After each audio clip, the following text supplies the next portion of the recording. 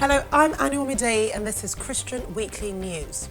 An unarmed black man who is reportedly a pastor was walking away from police officers with his hands up before he was shot and killed by a white police officer in Tulsa, Oklahoma. During the incident, which occurred on the 16th of September, Terrence Crutcher was also shot with a stun gun. This was despite the fact that he had committed no crime, neither were there any weapons on his person or in his car.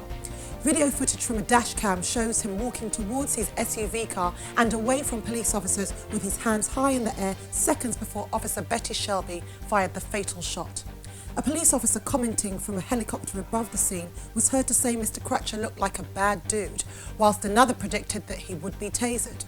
However, Mr. Crutcher's twin sister, who along with many others is calling for criminal charges against the officer, said, "That big bad dude loved God. That big bad dude was at church singing with all his flaws every week." The reaction among some people, including Christians, appears to be split along race lines. The Black Lives Matter movement continues to protest, while some white commentators appear keen to try to explain away or even justify the officer's actions. But perhaps this is a time for all Christians, whatever their race or background, to honestly ask the tough questions around why a small but significant proportion of those charged with protecting and serving the public have ended up killing the very same.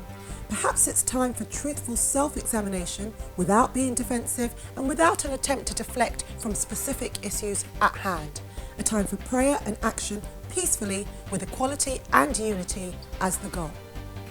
In other news, a plea has been made to religious orders and churches in Ireland to give their empty properties to the state to help ease its homelessness crisis. Christian Today reported that there are now more than 900 homeless families, including 2,000 children in Ireland. Simon Coveney, the housing minister, directly appealed to all religious groups, stating, "If there are any religious congregations listening and you have properties that are no longer in use or you're looking to vacate, we're interested in talking to you." The government has pledged to build 47,000 social houses in 6 years, with thousands more in private schemes. And finally, nominations for the Best Gospel Act in the UK's MOBO Music of Black Origin Awards have recently been announced.